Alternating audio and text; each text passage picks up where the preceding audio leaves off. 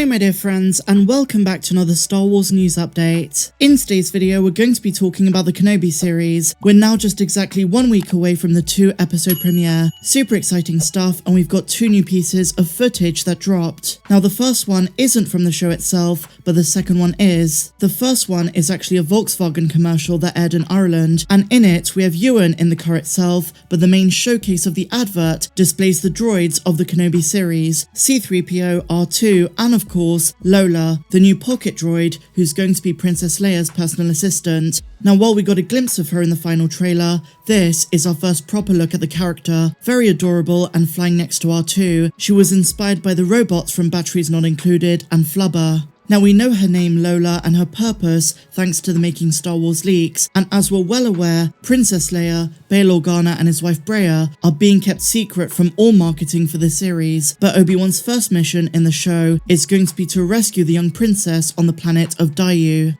Both Leia and Luke are just 10 years old in this show. Now in the commercial we also have R2 and 3PO, who are also rumoured to be in this series thanks to an early scoop from LRM Online. Now the fact that Volkswagen got Anthony Daniels himself to play and voice 3PO in this ad gives me great hope that this is representative of the droids that we're going to see in the show itself. And again, all 3 at this stage are with the Organas. Awesome stuff guys, and the second bit of footage I want to speak about is from the show itself, and it comes courtesy of a Reddit user on Star Wars Leaks who filmed the clip with their phone from Breakfast TV this morning. It's an extended version of the Owen and Obi-Wan interaction that we saw in the trailer, the one that's pretty much become a meme, where Owen says, "Like you trained his father." Well, in this brand new exclusive promotional clip, Uncle Owen and Obi-Wan are arguing over Luke, and I must say, this extended clip gives us a wonderful glimpse into Ewan's voice in this show as Obi-Wan, which is sounding way more like Alec Guinness compared to what he sounded like in Revenge of the Sith. But let's talk about the dialogue. Obi-Wan says, "There's more to life than your farm, Owen. He needs to see that. There's a whole galaxy out there." To which Owen the badass responds, "I'm asking you to leave us alone, Ben." And yes, he refers to Obi-Wan as Ben. And then the clip plays out as we saw in the trailer. A wonderful bit of dialogue and back and forth between the 2 characters.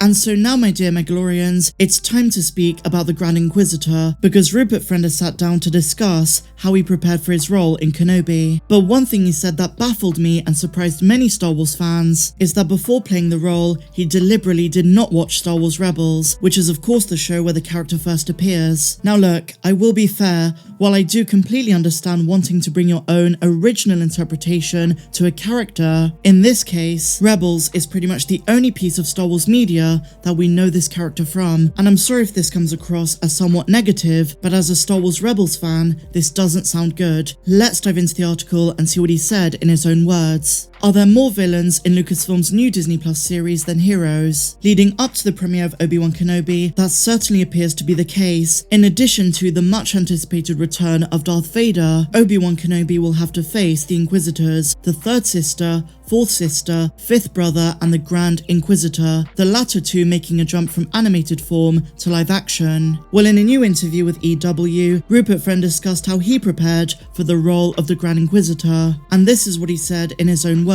"I really wanted to honour the character as I saw him, and so I almost deliberately did not see the animated interpretation. Myself and director Deborah Chow, Dave Filoni, and all of the guys really wanted to do something fresh that honoured and was faithful to the spirit of the character, without doing a kind of impression of anybody else's interpretation." Now while I understand to some extent where he's coming from, I vehemently disagree with this approach of avoiding the original portrayal. He says he, quote, "almost avoided it, so maybe he did watch an episode or 2, but from the sounds of things, there is going to be a mismatch between the animated version and the live action one, which to some extent may have always been inevitable, but this might be a more dramatic contrast." Now before Rupert Friend was announced to play the Grand Inquisitor, I was hoping Jason Isaacs would reprise the role. He would have been perfect. He voiced him in Star Wars Rebels and has the physique and looks that match. But with Rupert in the role, I am still optimistic. He's a great actor, and I'm going to withhold proper judgment until the show drops. But still, you can't deny this is a peculiar approach to take. What do you guys think? Let me know in the comments down below.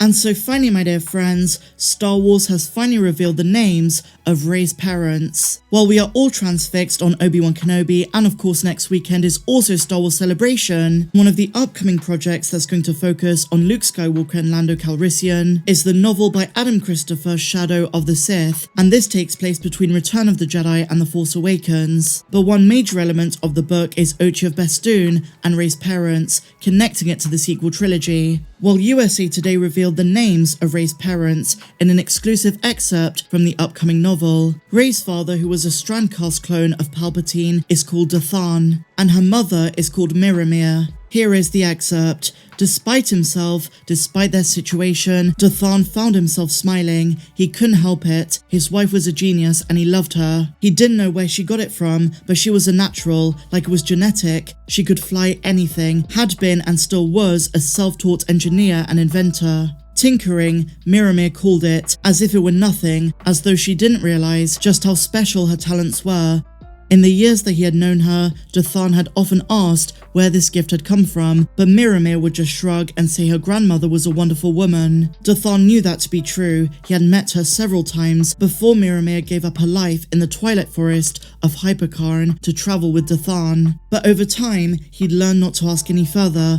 Miramir missed her grandmother. She missed her home. Now it's also worth noting that in the book, the two will seemingly come into the story just after they escape Jakku, but their voyage goes haywire. The quote is, "Those options seem decidedly more limited as they floated adrift. They'd escaped Jakku only to, what? Die in the cold reaches of space. The old freighter, now nothing but a tomb for the three of them, lost forever on the outskirts of the galaxy, their passing unmourned, their names unremembered." Now it is noteworthy that Rey's parents are finally named in canon, but what is eyebrow-raising is the context of the excerpt. Not only are Rey's parents somehow a part of the story, but so is a young Rey. That's what they meant by the three of them. And as the two venture off Jakku, there are new questions surrounding Rey's past. In The Force Awakens, she says she's never made it off planet, but then again, because she was so young, she probably forgot. Now, as you guys know, I'm not the biggest sequel trilogy fan, but I do find tidbits like this very fascinating. They kind of flesh out the story a bit, and I'm very curious to see the adventures of Luke and Lando in this book when it comes out. But with that said, guys, that brings us to the end of this Star Wars news update. If you enjoyed it, please be sure to give me a big fat thumbs up. Subscribe to the channel if you're new, and a massive welcome if you are. And if you want more videos not found here on YouTube, then please be sure to click the link down below. But until the next one, my dear friends, may the Force be with you always. I'm Star Wars Meg. Have a good one.